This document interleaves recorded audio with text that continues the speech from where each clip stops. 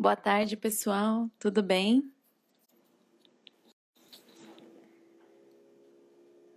Olá, boa tarde a todos. O tema de hoje será a biologia forense. E não poderia chamar uma pessoa Thalia, mais. Olá, boa tarde. e Como aí? vai, Claudemir? Tudo bem? Tranquilo, e você? Tudo ótimo. Bom, estamos começando agora. O pessoal está entrando aí. Enquanto o pessoal vai recebendo notificação para entrar na nossa live, eu vou me apresentar. O pessoal me vê aqui toda semana, né? Meu nome é Thalia Sem Tremores, sou médica veterinária, mestre e doutora, trabalho na área de medicina veterinária legal e perícia veterinária. E hoje o nosso convidado é o professor Claudemir Dias, perito criminal, e aí eu convido ele para se apresentar e falar um pouquinho mais sobre a formação dele, a carreira e tudo mais. O papel aceita qualquer coisa, né, Thalia? Então eu posso mentir à vontade aqui.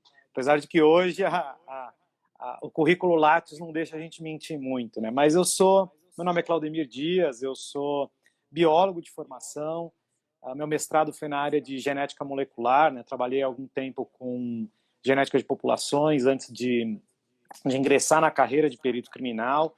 Hoje eu sou perito criminal do estado de São Paulo, já se vão aí 14 anos de carreira, passa muito rápido, é impressionante.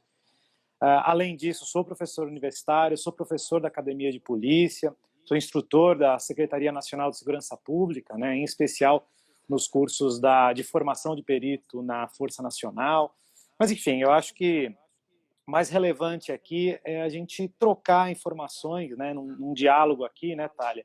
Num dia tão especial quanto hoje, né? Não sei se você percebeu, hoje, dia 28 de abril, Dia Internacional da Educação. Então, nada mais favorável do que instruir o pessoal numa data tão especial quanto essa, né? Nossa, sem dúvida. E ninguém melhor que o Claudemir, pessoal, que é um sumo exímio professor, tem uma didática incrível, né? Não gosto de ficar puxando o saco das pessoas aqui, mas é verdade, não tenho o que falar. O Claudemir é um verdadeiro entusiasta da área, tanto que ele está aqui cedendo o tempo dele hoje, então só agradeço para a gente poder conversar Imagina. um pouquinho mais sobre esse tema aí que tanto fascina a gente, que é a área forense, em especial você vai falar para nós aí sobre a biologia forense, né? Que inclusive eu até peguei aqui o livro para mostrar para o pessoal, né? Livro com o perito Pablo Francis, Sim. que é a Introdução à Biologia Forense. Tem o Introdução à Genética também, depois você pode mostrar aí para o pessoal. Eu posso pegar o meu também. Essa é a primeira edição, né? Esse daqui porque na época que eu era estudante que eu adquiri esse. Essa é a Tá aí segunda. autografado ainda. Mas então, aproveitando já que a gente mostrou esse livro e o tema da nossa live, eu quero perguntar, Claudemir, quais seriam as áreas da biologia forense, né? Você poderia falar aqui para os nossos ouvintes, lembrando que o nosso público tem uma grande quantidade de estudantes e uma grande quantidade também de profissionais da área da medicina veterinária. Embora nós tenhamos também advogados, peritos judiciais, criminais, é bem interdisciplinar. Mas majoritariamente, com certeza, são estudantes de graduação de medicina veterinária e médicos veterinários. Mas aí, você vai falar de biologia forense, tem tudo a ver, né? Então, pode contar um pouquinho mais pra gente quais são as áreas, o que a biologia forense estuda? Eu tenho, sempre que me fazem essa pergunta, e ela é bastante frequente, né, talvez por eu ser biólogo, por ser perito, e talvez também por ter escrito, junto com outros colegas peritos e professores, o livro de biologia forense, mas é uma pergunta complicada de ser respondida pontualmente, e eu gosto de respondê-la de uma maneira mais simplória inicialmente e depois entrar em mais detalhes. Mas o fato é que a perícia criminal, não só a perícia criminal, a perícia civil também, mas a criminal ela tem algumas outras características, ela é tão multidisciplinar que qualquer área do conhecimento pode ser aplicada em prol da justiça, em prol da resolução criminal, né? Não é à toa que o perito criminal normalmente tem um conhecimento bastante vasto sobre diversos assuntos, né? Apesar de ser biólogo, eu acabo tendo que entender razoavelmente bem de química, de física e até mesmo de veterinária, por incrível que pareça, né? A gente vai falar um pouquinho disso mais para frente. Mas usando essa toada, quando nós pensamos em biologia, biologia é um conhecimento muito vasto. E qualquer conhecimento de biologia pode ser aplicado à área pericial. Então, quando me perguntam quais são as áreas da biologia forense, eu falo, olha, é toda biologia, né? Mas é claro que existem aquelas que tradicionalmente são mais empregadas, né? Talvez a mais comum seja hoje, né, mais conhecida hoje, esteja relacionada à área de genética, né, com o DNA forense. E o DNA ele tem algumas características muito relevantes, né, em especial para a identificação não só de pessoas, mas também de espécies, né? Além de não só permitir a identificação da pessoa, mas o posicionamento de uma pessoa num determinado local, né, numa determinada situação. Também tem algumas informações aí que podem ser extraídas. Então, imagine, vamos pensar aqui que você chega num local de crime e encontra sei lá, um cadáver masculino e 2 taças de vinho que foram usadas. Isso é um caso real, inclusive, eu peguei um caso parecido com isso, em que os vestígios incluíam esses itens como vestígio. E a partir do momento que você começa a buscar ali, por exemplo, nas bordas daquelas taças, algum material biológico passível de extração de DNA, você parte do pressuposto que você tem o DNA de um suspeito, né? Porque, afinal de contas, se você tem 2 taças de um único indivíduo morto, e o DNA de uma das taças é do indivíduo desfalecido, né? É do indivíduo que veio a óbito, e o outro DNA é incompatível com o indivíduo morto, então nada mais justo do que considerarmos esse DNA de um suspeito, né? Entre outras coisas que dá para a gente conversar na área de genética forense. Mas a biologia forense ela não estreou com o DNA, né? Na verdade, o DNA vem sendo aplicado na área forense basicamente aí a partir da década de 80, né? Mas o que debuta a biologia na área forense é a entomologia, né? É o conhecimento dos insetos aplicados à perícia, que também tem uma infinidade de aplicações, apesar da tradicionalmente conhecida estimativa de intervalo pós-mortem com base na idade das larvas, né, dos imaturos encontrados sobre os corpos. A base disso é razoavelmente simples também. Estou dizendo que é de simples aplicação, mas a base por trás ela é relativamente simples. Imagine o seguinte, imagine que, conhecendo a biologia de uma espécie de mosca, por exemplo, nós sabemos que uma fêmea dessa espécie só ovipõe, só coloca ovos em cadáveres. Bom, então, se eu, como perito, chego num local de crime, encontro um cadáver, e sobre esse cadáver existem moscas, larvas, né, errantes ali nesse cadáver, né, andando nesse cadáver, se eu for capaz de identificar essas larvas e saber que essas espécies, né, da qual essas larvas pertencem, são espécies cuja biologia reprodutiva envolve a oviposição sobre cadáveres, então, se eu for capaz de estimar a idade dessas larvas, eu automaticamente estou estimando um tempo de morte, né? Não necessariamente é o tempo da morte, mas é um tempo de morte, pelo menos um tempo mínimo da morte, entende? Além de outras aplicações também, que se for o caso, a gente pode conversar um pouquinho mais para frente, né? Mas em tópicos gerais, né? Além disso, nós temos... das manchas de sangue. Pois é, essa é uma outra área interessante, chamada hematologia forense, né? A hematologia forense, ela envolve não só conhecimentos biológicos, mas ela envolve muito conhecimento de física, né? Afinal de contas, eu preciso entender como que uma força interage com um líquido para, a partir daí, entender, né, extrapolar informações a partir de uma morfologia, né, de um padrão morfológico de uma mancha de sangue. É uma área que eu gosto muito, por sinal, né?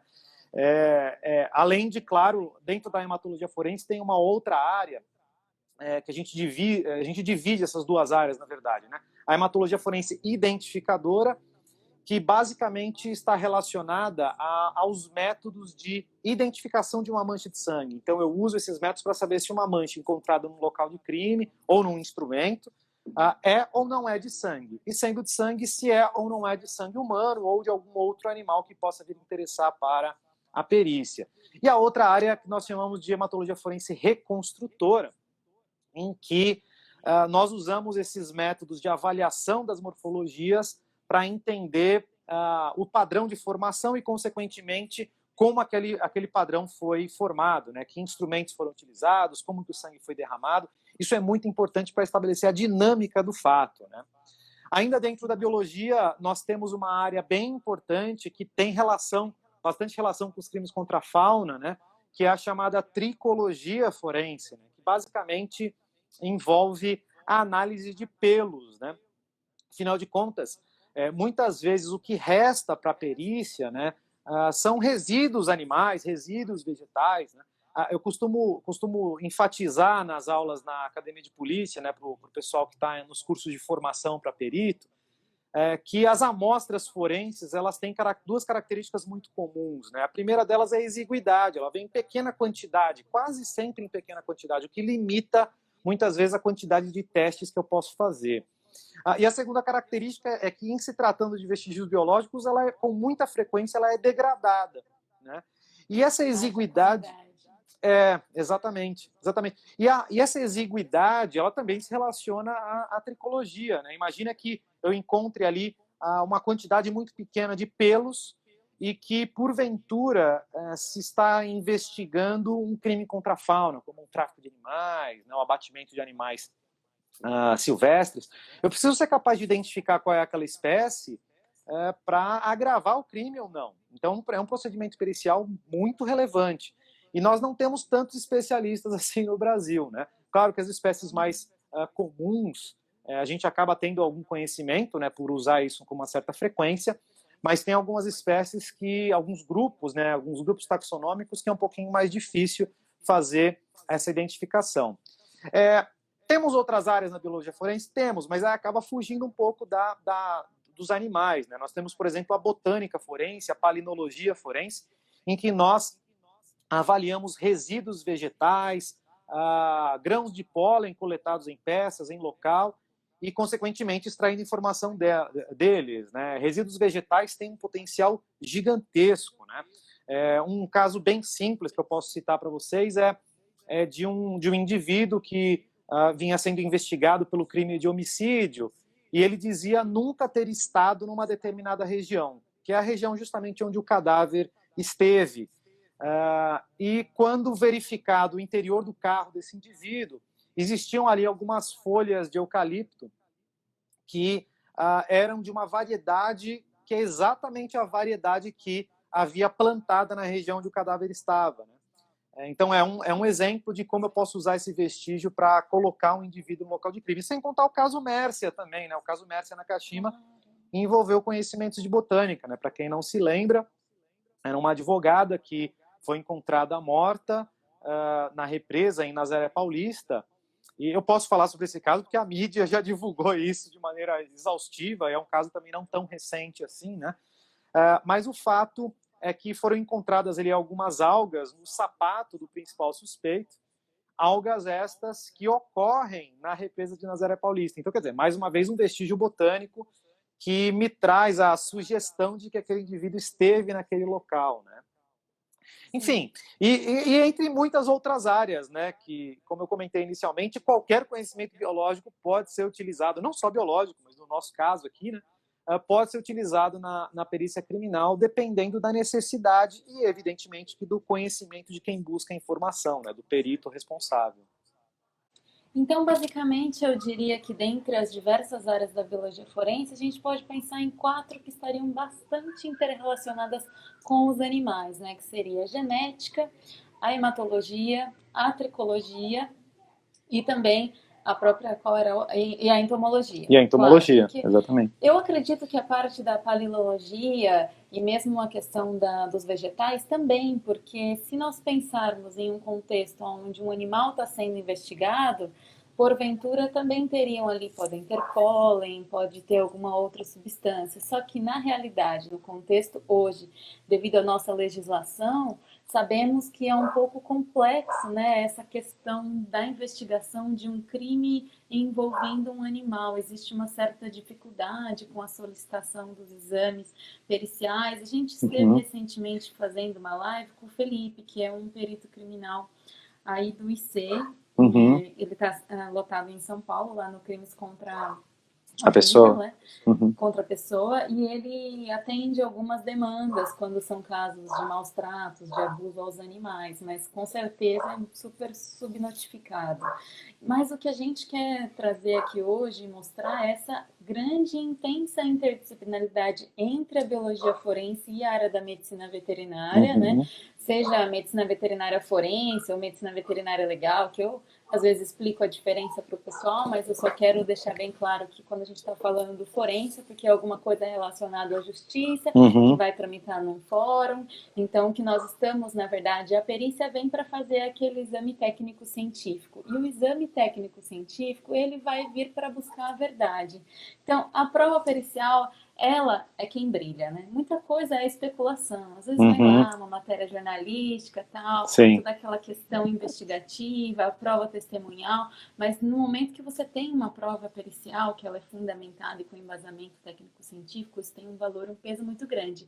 E a biologia forense, quantos casos, Claudemir, que graças à prova do DNA a gente tem uma elucidação, né? Sem dúvida. Quantos indivíduos, essa questão até que nem é a pauta hoje para a gente comentar aqui, mas o banco de dados genéticos, né? O quanto isso é importante representa um avanço. Então a gente precisa estar conhecendo, pessoal, médico veterinário. Aí eu vou aproveitar então agora já e fazer aquela outra pergunta que eu ia comentar com você a respeito da esfera civil, né? Hoje eu atuo muito mais na esfera civil, basicamente, caso de perícia, como eu não sou uma perita oficial do Estado, eu trabalho para o tribunal, no entanto, muito mais na esfera civil e, porventura, algumas situações de perícia particular na esfera criminal, mas isso é um número muito mais reduzido. A área civil é muito mais intensa para mim. E será que na esfera civil também são importantes esses exames da área da biologia forense? Você teria algum caso, alguma situação que poderia mostrar para nós ou uma situação que envolveu essas duas esferas, ou ainda que a biologia forense ajudou, como, por exemplo, a paternidade, né? Mas um pouquinho mais voltado para a área animal? Não tenha dúvida, não tenha dúvida. Olha, a gente não pode esquecer nunca que a repercussão na área criminal ela é independente da repercussão da área civil, mas o fato de ser independente não significa que o mesmo fato não pode ter repercussão nas duas, né? A gente costuma dizer que o perito criminal só trabalha quando existe crime. E o que é crime? Crime é o que a lei diz que é crime, né? Agora, muitas vezes, essa conduta criminosa ela gera dano. E se ela gera dano, ela tem repercussão civil, né? E não só civil, muitas vezes administrativa também, né? Que é uma outra esfera que a gente não vai adentrar aqui, mas de qualquer maneira é uma terceira esfera independente. Agora, imagine por exemplo, um caso que eu não trabalhei diretamente nesse caso, mas trabalhei indiretamente, né? É um caso que envolve uma empresa pública que trabalha com melhoramento genético de gado, né? E que tem, né, a possibilidade de leiloar eventualmente sêmen enfim, de bois melhorados, né? E foi feito um desses leilões e no dia da entrega, né, na madrugada da entrega desse material, houve um furto nessa empresa pública, né, de tal maneira que aquele sêmen, né, eram galões de nitrogênio líquido, foram furtados. Então, quer dizer, é um exemplo interessante que envolve, e claro, né, por que existe a repercussão civil aí? Porque alguém já havia pago por aquilo, entende? E não tem, ele pagou e não tem o bem, né? Então existe um dano, né? Um dano monetário, inclusive, né? Agora, existe evidentemente que a repercussão criminal também. Nós estamos diante de um caso de furto nesse caso, né? Está lá no Código Penal. E a consequência é que nós trabalhamos como peritos criminais nesse caso, né, num crime de furto, mas o nosso laudo ele foi usado como prova emprestada numa esfera civil, né? Agora, claro que é evidente que nós temos uma série de outros casos não tão grandes quanto esse, em que o conhecimento da biologia forense é utilizado na área civil. Tem um caso que eu gosto muito de citar, Thalia, não envolve exatamente a veterinária, mas envolve a entomologia forense, e quando eu dou aula de entomologia forense, algumas vezes eu falo desse caso. É um caso da década de 80, envolve uma marca de refrigerante, em que um indivíduo supostamente encontrou dentro de aquelas garrafas de vidro retornáveis, né? Ele encontrou uma barata ali dentro, né? Supostamente uma barata morta, e ele então acionou judicialmente essa empresa, né, essa fábrica de refrigerantes, pedindo uma indenização por ter encontrado aquilo num refrigerante, ele teria tomado, enfim. E o curioso desse caso foi justamente a perícia judicial, porque o perito nomeado, né, o perito judicial, ele tinha um quesito importante. O quesito era saber se uma barata adulta, né, uma periplaneta adulta, daquele tamanho, seria capaz de sozinha entrar dentro de uma garrafa, né? E é curioso esse caso porque o que ele faz é criar essas baratas em uma gaiola, deixa elas com fome, coloca uma isca lá no fundo da garrafa e deixa a garrafa dentro da gaiola delas, né, dentro do recipiente onde elas estavam sendo criadas, para verificar se alguma delas consegue entrar. E elas não conseguiam entrar. Baratas, evidentemente, que com o mesmo tamanho daquela que era a prova material, né, aquela que estava dentro da garrafa periciada. Então, quer dizer, olha que situação, né? É um caso civil, não foi um caso criminal, não teve repercussão criminal, pelo menos não que eu saiba, mas que um conhecimento de entomologia, né, e um bom desenho experimental mostrou a sua utilidade, né? Eu já atendi casos também que envolviam... tem um termo técnico para isso, mas eu não me recordo aqui agora, mas que era o abatimento e o descarnar, né, de matrizes. Na verdade, não era matriz, era um macho de matrizes, como é, Thalia? Padrinhador, né? Depende da espécie que você estiver falando. Bode. Bode. O macho é o bode mesmo, a cabra que é a fêmea. Sim, mas quando a gente usa para reprodução, né, você usa, acho que é padrinhador, se eu não me engano. Mas, enfim, o fato é que um bode importante de uma fazenda de criação foi morto dentro da fazenda e foi descarnado ali mesmo. Então, a quantidade de vestígios hematológicos era gigante para a gente entender a dinâmica, né, de por onde eles entraram, por onde eles saíram, né, existiam rastros de sangue, existiam vestígios de sangue de espargimento, que sugeria que o bode ele foi inicialmente... alguém escreveu reprodutor aí, pode ser, talvez sim, seja isso. Muito bom. O fato é que muitas vezes o que aconteceu nesse caso é que existiam ali algumas manchas de sangue espalhadas, né, de uma maneira tal que eram nitidamente espargimentos arteriais, o que sugeria que aquele bode ele não foi morto imediatamente. Então, houve a agonia do bode. E, novamente, né, aquele bode, ele, querendo ou não, é um semovente, ele é o patrimônio de alguém, né? Então, também é um caso que envolveu repercussão tanto civil quanto criminal. Mas, quase sempre, quando envolvem os crimes contra o patrimônio, existe uma repercussão civil, né? E a prova material, né, a prova criminal, pode ser utilizada desse lado também. Não dá para a gente esquecer de uma outra coisa, né, Thalia? Que tem um conhecimento de taxonomia que é muito importante, tanto na área civil quanto na área criminal, né? Afinal de contas, né, a gente parte do pressuposto que a espécie é tal, mas existe uma série de critérios taxonômicos, uma série de características morfológicas, ou mesmo, em algumas situações, dá para usar barcode DNA, né, que são setores específicos, né, partes específicas do DNA, para identificar a espécie com a qual nós estamos lidando, né? Então, quer dizer, isso pode ser usado na civil, pode ser usado na criminal, e é um fator relevante, em especial quando nós falamos de espécies silvestres, né? Sim.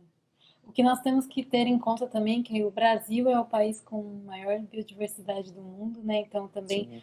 Foco aí de tráfico de animais, de contrabando, de comércio ilegal dentro e fora do país. Então, com certeza, essas técnicas de identificação, elas são muito importantes. E quando a gente pensa na identificação, a primeira coisa que vem é a identificação morfológica. A gente tenta a identificação morfológica, usa até recursos de radiologia, de imagem, se for possível, se tiver alcance, né? Se tiver material suficiente também para analisar. Em seguida, parte para a tricologia, se também houver esse tipo de vestígio biológico ali. E aí usaria, né, como padrão ouro, o gold standard seria a genética, seria a prova de genética forense, de preferência o DNA barcode, porque usaria o DNA mitocondrial e ele é mais conservado, né? Sim. Nós sabemos aí que a amostra forense ela é degradada, ela vem em péssima conservação, porque não é que nem quando você vai coletar um material e enviar para o laboratório, você, vou fazer a coleta aqui, antisepsia, coletar, já armazenar corretamente e encaminhar de forma adequada para o laboratório. A amostra forense, pelo contrário, você encontrar um vestígio é uma alegria, porque você conseguiu, né, no meio daquele caos, no meio daquela situação que estavam tentando burlar, né, e ocultar, você conseguiu achar aquele vestígio, que é esse trabalho tão relevante dos peritos criminais, mas às vezes, como nós médicos veterinários lidamos muito com essa questão da fauna e às vezes um animal que possa estar envolvido ou suspeita de uma situação criminosa, ou ainda uma demanda civil, eu tenho que saber como que eu vou proceder, não deixar de perder um vestígio ali num momento específico, né? Aquilo é valioso. Você perdeu aquele vestígio, depois ele... Como é que eu vou comprovar materialmente? Como é que eu vou garantir a minha custódia? Então, isso a biologia forense, ela entende melhor que ninguém, essa questão da preservação, da cadeia de custódia, né? E nós não vamos falar exatamente sobre vestígio hoje, porque eu combinei uma outra live já com uma bióloga também na quinta-feira, que é a Laís, que trabalha com genética também, né? E aí a gente vai conversar um pouquinho mais sobre a parte de vestígio, mas obviamente que um tema sobrepõe o outro, né? Então não tem como nós não comentarmos. Claro. O que eu queria falar para você agora a respeito dessa nossa lei, né? A lei ambiental, a lei de crimes ambientais, que é essa lei 9.605, nossa de 1998. Com frequência nós temos aí muitos casos, principalmente na seção de crimes contra a fauna, onde o trabalho do médico veterinário e do biólogo é complementar. Você poderia dar algum exemplo para nós, além desses que você já deu, né, de alguma situação real na sua prática e experiência da rotina da perícia criminal aqui dentro do estado de São Paulo? Claro, é interessantíssimo a gente citar a Lei 9.605, né, porque é ali que consta o nosso regramento jurídico, né, não só quanto às condutas criminosas, mas tem alguns aspectos ali que tangenciam até método, né, até procedimento. Isso porque, muitas vezes, a consequência disso é que o conhecimento da medicina veterinária, eu arrisco a dizer que ele é tão amplo quanto da biologia, sabe? Isso tem uma relevância muito grande no nosso caso, porque quando eu preciso do apoio de um médico veterinário, num caso de artigo 32, por exemplo, de maus tratos, né, um artigo 29 da Lei de Crimes Ambientais, né, estamos falando ali de dentro dos crimes contra a fauna, né? O fato é que quando eu preciso de um apoio de um veterinário, eu quase sempre consigo. Só tem um problema. Eu raramente consigo o apoio de um veterinário que tenha uma especialidade naquelas espécies, né? E aí eu posso até citar alguns exemplos aqui, talvez os veterinários fiquem bravos comigo, mas eu vou ter que falar o que eu vou fazer. Que é a ideia de que a gente tem um veterinário muito interessado na área forense, que tem um conhecimento grande, mas ele não conhece aquele grupo taxonômico. Então, vou dar dois exemplos. Um caso envolvendo maus tratos, típico maus tratos, e esse caso eram animais domésticos, eram cães, gatos e também tinham cavalos, né? Outros casos semelhantes a esse, com rinha, né, envolvendo rinha, em especial rinha de galo, né? Eu trabalhei muito tempo no interior do estado e tinham muitas rinhas de galo que a gente atendia o local, mas o fato é que quando eu levava esses animais, né, quando eu buscava o apoio de um veterinário, quase sempre o apoio era 100% atendido no que eu precisava. Agora, quando envolvia, por exemplo, passariformes, a coisa complicava, porque eu não encontrava alguém que fosse especialista ali num exame clínico de um passariforme. Claro que as características gerais, né, enfim, se o animal está estressado ou não, se ele sofre de algum ectoparasita ou não, isso tudo bem, isso é relativamente tranquilo, mas até aí, se não é um exame específico, muitas vezes eu próprio, como biólogo, consigo levantar o caso, né? Mas essa é uma das dificuldades, uma das principais dificuldades que nós temos. Evidentemente que o tempo passou, os tempos são outros. Eu estou falando de uma situação de 10 anos atrás, né? Hoje nós temos aí uma série de iniciativas, e a sua é talvez a principal delas, né, Thalia, de relacionamento dos peritos criminais com a veterinária. Temos peritos criminais que são veterinários, né? Nem todos usam o conhecimento veterinário para o seu dia a dia, mas muitos deles usam e dão apoio, dão esse suporte para a gente. Mas eu volto a dizer que a especialidade é que é o nosso calcanhar de Aquiles ainda, né? Imagine que eu faça, não é um caso meu, né, mas é um caso de um colega, de apreensão de cágados, né, apreensão de quelônios, né, de tartarugas. Puxa vida, como é que eu faço uma avaliação, um exame clínico veterinário num quelônio, entende? Se eu não tiver um especialista em animais silvestres, em especial nesse grupo taxonômico, vai ser complicado, vai ser bem difícil, né? Agora, isso não significa que o crime deixa de ser caracterizado. Ele é caracterizado. A gente consegue caracterizar justamente porque o perito criminal ele acaba tendo que ter, como eu vinha dizendo lá no início da nossa live, né, ele tem que ter um conhecimento vasto o suficiente para a caracterização daquele crime, a caracterização material daquele crime. Né?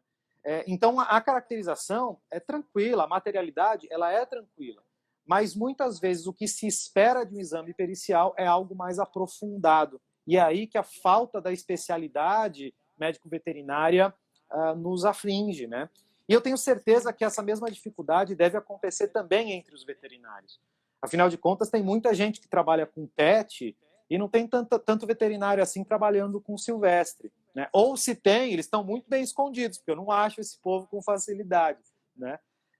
Mas aí... Temos sim, temos várias, eu mesma já ministrei curso, tenho contato com pessoas assim, espalhadas aqui pelo Brasil, sensacionais, mas realmente a veterinária é muito ampla. Por exemplo, eu trabalho na medicina veterinária legal e na perícia, né? Claro que a gente tem uma formação base, mas ao longo da sua especialidade, quando você desenvolve profundamente um tema, obviamente que eu não entendo muito do assunto sobre equinos, clínica de equinos. Isso é uma coisa que eu tive uma formação básica nisso, e se eu precisar, eu vou ter que recorrer a alguém para me auxiliar, porque não tem como, né? É realmente muito vasto e muito amplo, mas dentro da medicina veterinária legal, o problema imenso que nós temos é que quase tudo cabe lá dentro. E você deu até um exemplo agora há pouco, Claudemir, sobre essa garrafa do refrigerante, né, da barata, e eu queria aproveitar e comentar dessa questão de fraude de alimentos também, né? Que está bastante relacionado com o meio veterinário, os alimentos de origem animal. Nós temos que, por vezes, fazer aí identificações, tanto de que tipo de alimento é, se tem a presença de algum patógeno, se tem algum corpo estranho, e tudo isso é um conhecimento super vasto, super amplo, que pode também vir parar numa demanda, e a gente usa dessas técnicas diagnósticas que provém da biologia forense, né? Sem dúvida nenhuma. Eu queria aproveitar já para fazer um outro gancho, só comentar aqui com o pessoal que está assistindo a gente, né? De antemão também agradecer todo mundo que está participando aí da nossa live. Eu estou anotando aqui as perguntas, a gente já vai entrar nas perguntas também de vocês. E tem uma só aqui que eu acho que eu poderia fazer agora, já que é a do Daniel, lá do Ceará, que é um médico veterinário, vice-presidente do Conselho Regional de Medicina Veterinária do Ceará, muito atuante. Daniel, obrigada por estar assistindo a gente. E ele queria saber, Claudemir, acho que isso você vai poder nos responder muito melhor por ser um perito oficial e trabalhar nessa área da biologia que necessita de muita experimentação para poder concluir um fato, né? Para poder elaborar e produzir um laudo para afirmar alguma coisa. Até que ponto um perito pode fazer um experimento para provar um fato, como esse caso que você comentou da barata? Só o perito oficial que pode fazer isso, ou o assistente técnico, que é o perito particular, também poderia realizar esse tipo de experimentação? A experimentação, ela é, sem dúvida alguma, uma ferramenta essencial para qualquer trabalho científico.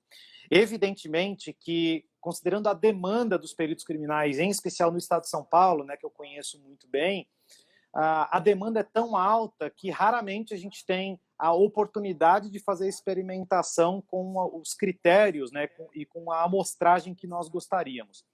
Mas isso não significa que nós não façamos. Então, existe sim o espaço para experimentação dentro das nossas limitações, né? Não só de demanda, mas também de material disponível para experimentar, né? Como a gente vinha comentando, a exiguidade do material muitas vezes dificulta a experimentação. Mas essa experimentação, né, quando um cientista, eu estou falando de cientista de maneira geral mesmo, estou incluindo aí o perito, o assistente técnico, num grande guarda-chuva de cientistas, né? Mas quando um cientista faz um experimento, ele está buscando uma informação, né? Ele está testando uma hipótese. Por que a gente testa hipótese? A gente testa hipótese para buscar uma verdade, entende? Ainda que um filósofo da ciência queira me dar um tiro na cabeça, porque eu estou falando que a ciência busca a verdade científica, apesar de transitória, ela não deixa de ser uma verdade, né? Claro que a gente está falando de uma verdade lato sensu.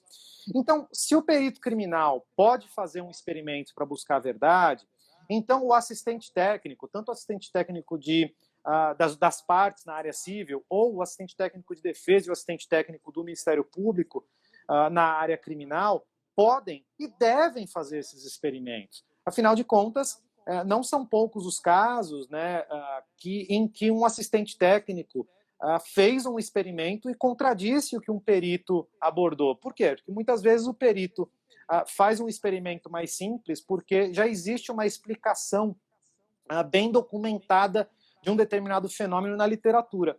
Mas nem sempre as particularidades do caso se enquadram naquele fenômeno descrito na literatura. E aí vem um assistente técnico, faz um experimento, mostra esses dados e fala, bom, então, aqui, ó, esse pressuposto ele não se aplica a esse caso, consequentemente o resultado é diferente. Então eu particularmente penso que, sim, a experimentação ela é um campo de estudo, ele é um campo, é uma ferramenta a ser utilizada não só pelo perito criminal, pelo perito judicial, mas também pelo assistente técnico. Qualquer um que esteja envolvido no processo e que tenha o conhecimento científico para a interpretação desses dados, para o desenho experimental, né, o design experimental, eu creio que tenha que ser utilizado. Afinal de contas, a verdade é que a gente está buscando, não é mesmo? Claro que o perito oficial, aquele que é nomeado pelo juiz ou aquele que é requisitado pelo delegado, ele que vai ser o primeiro indivíduo por ter essa questão da imparcialidade, que vai poder realizar um exame, se for, por exemplo, uma amostra que precisa ser consumida, alguma coisa desse gênero, não é verdade? Mas esse material, de preferência, ele deve sempre ser guardado para uma contraprova, que é exatamente realizar esse exame aí que a gente pode ter uma experimentação num determinado fato, ou ter uma análise realizada por outra técnica, e que isso pode culminar com um resultado distinto daquele que foi concluído pelo perito oficial, né? E isso é o direito da ampla defesa, de todos poderem ter esse acesso. Mas, Sim. claro, que o perito no âmbito particular vai depender muitas vezes também da questão econômica da pessoa estar contratando essa pessoa para trabalhar por ela, né? Diferente do perito do Estado, quando a gente está falando na perícia criminal, porque ele é custeado pelo governo, então todos os fatos devem ser apurados e deve ser feito o exame de corpo de delito em qualquer infração que deixar o vestígio, como diz lá no Código de Processo Penal, na verdade. Então é bom comentar isso para nós sabermos. E hoje, semana passada, Claudemir, a gente fez uma live sobre a perícia particular, né? E o Federico Baldini, que é lá da Argentina, ele falou assim na live dele, que o Brasil tem muito trabalho para o perito particular e que isso não é explorado. E é verdade, né? Se a gente for ver, a quantidade de assistentes técnicos é muito menor do que eu. Fiz uma formação fora do país durante um período que eu morei lá e eu vi as faculdades de criminalística, de criminologia. Nós não temos isso aqui. Então, aqui realmente tem uma certa defasagem por esse lado, embora mais e mais a polícia oficial, a perícia oficial, né, a polícia científica, vem aí criando para ter isso na Constituição, para poder ser cada vez mais independente, para garantir essa imparcialidade e também aumentar a possibilidade de... eu também faço parte do Conselho Regional de Medicina Veterinária aqui de São Paulo, da Comissão Técnica de Medicina Veterinária Legal. A gente tem uma luta muito intensa, assim, sempre discutindo que a importância de criar mais cargos e oportunidades para o médico veterinário, para nós Sim, atuarmos, né, em sim. diferentes contextos, e esse seria um, pessoal, porque hoje os crimes contra os animais, eles não são uma coisa mais aceita como eram há 20 anos atrás, né? Obviamente que isso deveria ser sempre condenado, mas a mudança na mentalidade das pessoas, ela veio de uma forma que a repercussão que eu tenho de um fato criminoso, por exemplo, um animal como aquele do hipermercado lá de Osasco, né, que foi veio a óbito, uma situação um pouco esclarecida, que a gente não tem, os vestígios foram, o animal foi encaminhado para incineração, perdemos a principal prova material É. concreta que poderia, né, culminar em uma elucidação do caso. Então, esse tipo de repercussão gigantesca que nós temos hoje, também graças à mídia social, que em alguns momentos atrapalha, mas em muitos ela ajuda demais. Então, olha só, né, essa vertente que nós temos que avançar aí para tentar ocupar esse espaço no mercado e obviamente que o pessoal da biologia a gente tem que se unir. Às vezes tem também uma certa briga de classe, né? Ah, não, porque isso aqui, reserva de mercado e tal. Acho que isso não pode existir na perícia criminal porque é uma área muito interdisciplinar. A gente precisa sempre Uhum. complementar. Sim. Inclusive na própria área, né? Imagino que os biólogos devem ter também as suas rinchas internas entre, sei lá, quem é da botânica, quem é da parte de zoologia, enfim. Na veterinária também existe um pouco isso às vezes, e acredito que na área forense, quanto mais ego existir, pior é. Então a gente só tem a perder, né? Pelo bem da coletividade, inclusive. Mas desculpa me alongar aí, vamos continuar. Não, isso é importantíssimo o que você disse, Thalia, porque no frigir dos ovos, quem perde com isso é a sociedade. Eu digo que a interdisciplinaridade do perito criminal ela é tão importante quanto a diversidade de formações do perito criminal, porque os casos que nós trabalhamos eles são muito diversos, né? Um perito criminal que tem uma formação acadêmica em veterinária, eventualmente ele está no plantão e ele é o único perito de plantão lá em Piraporinha da Serra Pelada e aconteceu um acidente de trânsito. E agora? Ah, mas eu sou veterinário. Não, não, você é perito criminal. Acima de tudo, você é perito criminal. Isso quer dizer que você vai ter que ter esse conhecimento, ainda que você possa e deva buscar o auxílio de um físico, de um engenheiro, enfim, assim por diante. E é esse amálgama que faz a perícia criminal tão fascinante, entende? Eu sou biólogo, eu adoro biologia, eu sou fascinado por biologia, mas eu adoro fazer um cálculo também, entende? Eu adoro sentar com um colega do núcleo de exames entorpecentes, um colega do núcleo de análises instrumentais sabe, conhecer o caso, entender as análises, o pessoal do núcleo de toxicologia forense também. Então, quer dizer, essa é a graça da perícia criminal, é essa falta de rotina, é essa oportunidade de aprendizado com todas as áreas, é não se limitar à área da sua área de formação, tendo evidentemente que o amparo dos colegas das áreas específicas, como é o caso dos exemplos que eu dei aqui, em que eu me amparo na veterinária, eu me amparo nos colegas, né? E é importantíssimo, e vice-versa, é uma via de mão dupla, né? Deixa eu fazer um comentário aqui, Thalia, tem gente aqui perguntando se a gente vai gravar essa live, e aí a gente tem a ideia de salvar e colocar lá no canal do YouTube do Ciência contra o Crime, né? Já que o Forensic MedVet também participa dessa iniciativa, né, Thalia? Então, com muito orgulho, nós temos vocês colaborando com a gente também, viu? Mas, enfim, desculpa, eu te interrompi, Thalia. Segue o jogo aí. Ah, não, imagina, é isso mesmo.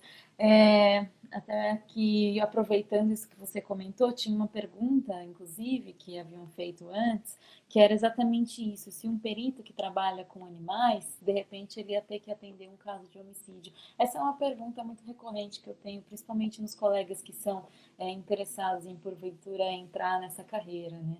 Então, como é que seria? Claudemir, é possível, de repente, você atender um homicídio se você é um perito biólogo e você não está cometendo o exercício legal da profissão? Então, assim, Pois explica para é, o pessoal aí, né? Como é que pois está essa é. lei? É bem interessante essa discussão, Thalia, porque quando nós prestamos um concurso público, basicamente a gente segue o que está no edital, certo? E se no edital não tiver uma formação acadêmica, um nível superior específico, qualquer um com nível superior pode prestar. Os concursos no Estado de São Paulo eles vêm acontecendo com um rol de cursos superiores que podem ser prestados com livre concorrência entre aquelas vagas. né?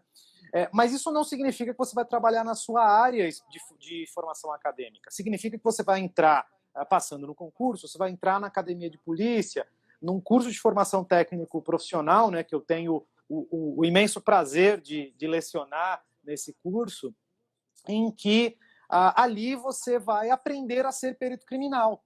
Isso quer dizer que você vai aprender coisas relacionadas à biologia, vai aprender coisas relacionadas à química, à física, claro que num aspecto prático, num aspecto de, olha, você aplica esse conhecimento desta maneira usualmente. Isso não é nada congelado também. Mas o fato é que se você é um veterinário, passou no concurso público, fez o curso de formação, você continua sendo veterinário, mas acima de tudo você é perita criminal, entende?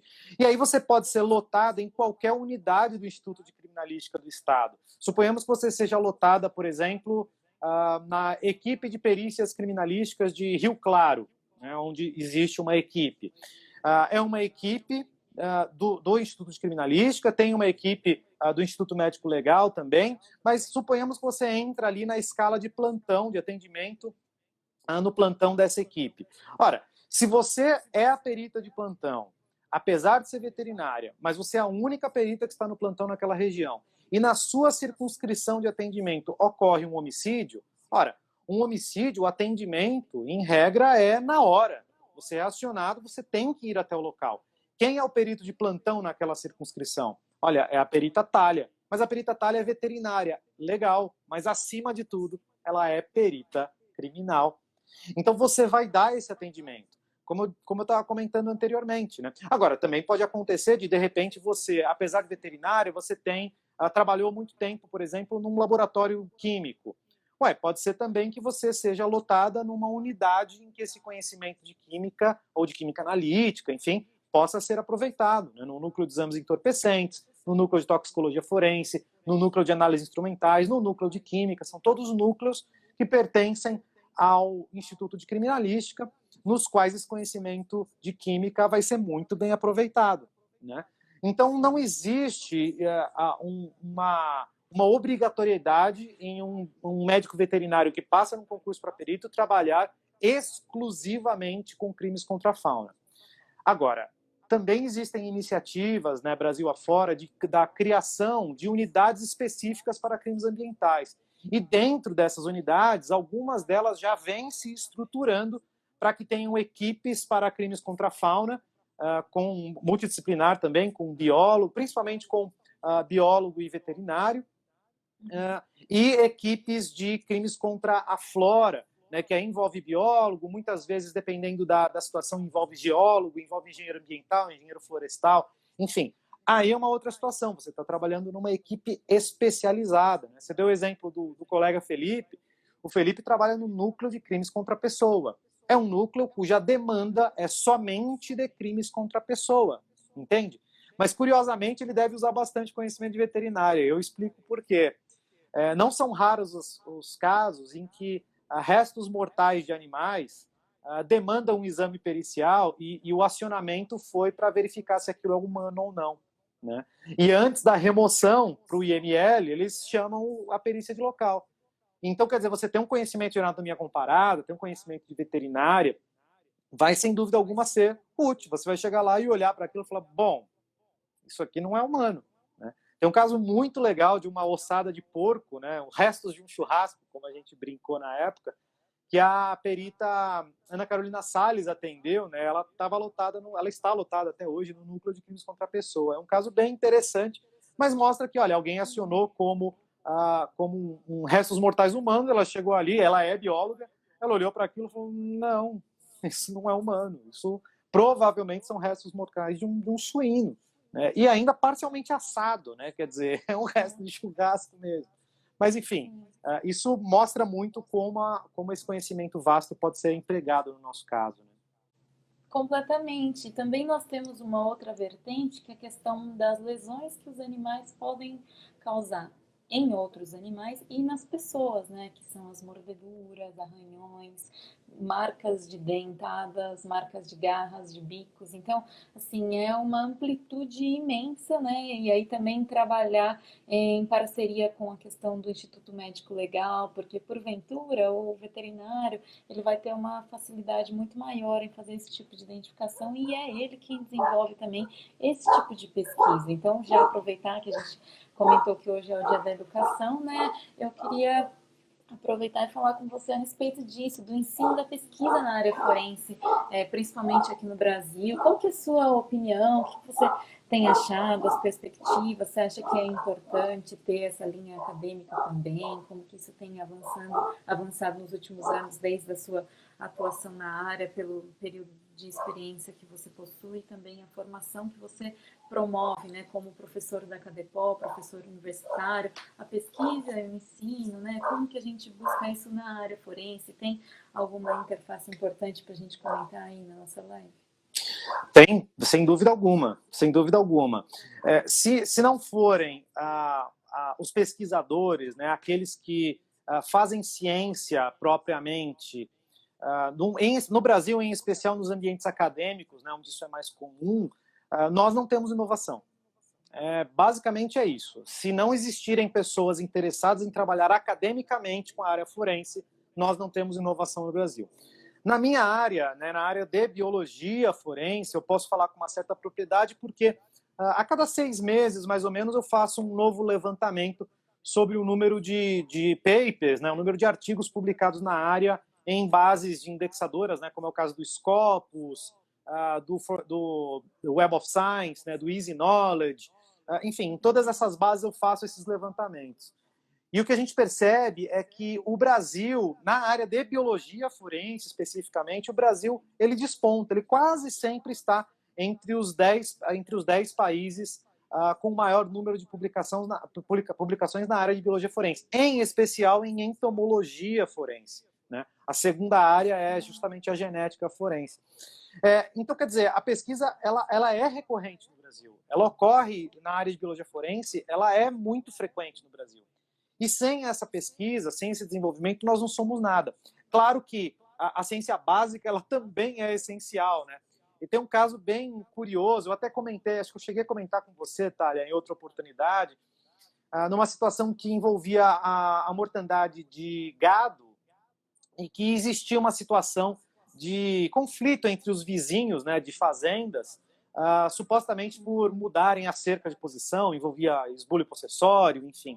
E aí o gado de uma das fazendas começou a morrer e a perícia foi chamada, supostamente era um caso de envenenamento, mas basicamente, né, nesse caso específico, houve o apoio de uma faculdade de veterinária, eles deram o apoio para a gente para fazer a necrópsia nesses grandes animais, e foi encontrado ali alguns restos de algumas plantas, né, no trato gastrointestinal, né, desse gado, e plantas estas que foram analisadas depois também com o apoio de um departamento de botânica, né, de uma universidade pública, e que por uma análise de anatomia vegetal se chegou à identificação não necessariamente da espécie, mas do gênero, e é um gênero é uma planta que possui ali um alcaloide que parece ser bastante tóxico naquelas circunstâncias, né? E essa planta foi encontrada nessa fazenda, quer dizer, não era um caso de envenenamento intencional, mas sim um canteiro ali paisagístico que foi feito sem conhecimento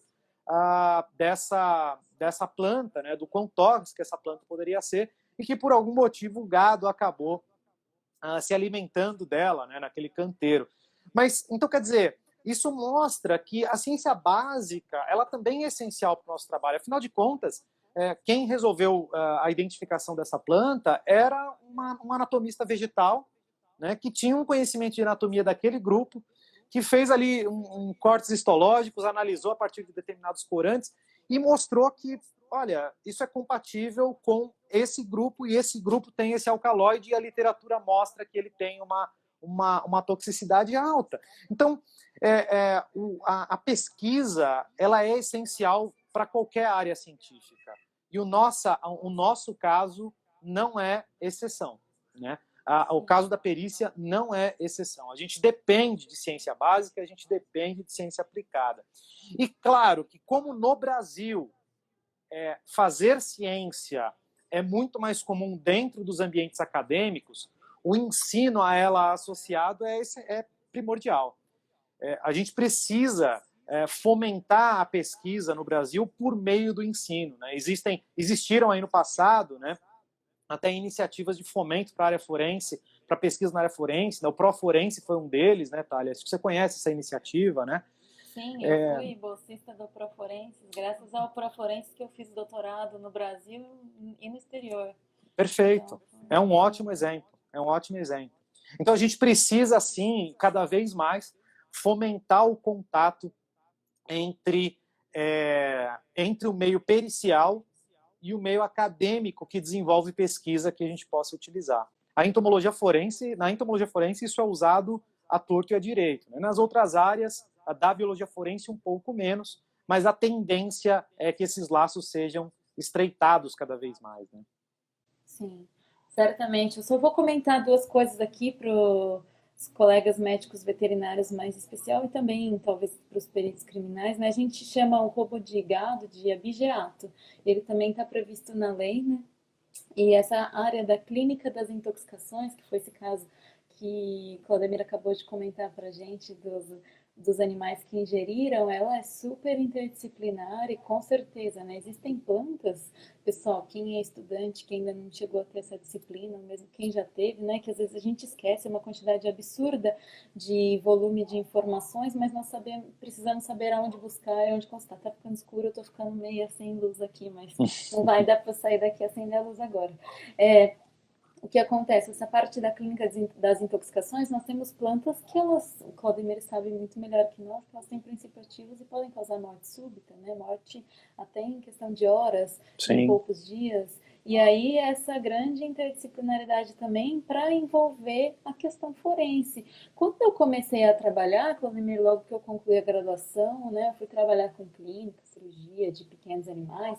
Tudo que eu fazia, eu via a área forense, assim, eram basicamente uma fixação, né? Assim, porque eu gosto muito. Então, qualquer caso, qualquer situação, eu encontrava, isso daqui pode ser um caso criminal ou uma demanda civil, tudo assim passava pela minha mente. E é isso mesmo que você falou. Às vezes está perto do nosso mundo, da nossa realidade também, transformar situações reais que nós vivemos, documentar elas e mostrar para os outros.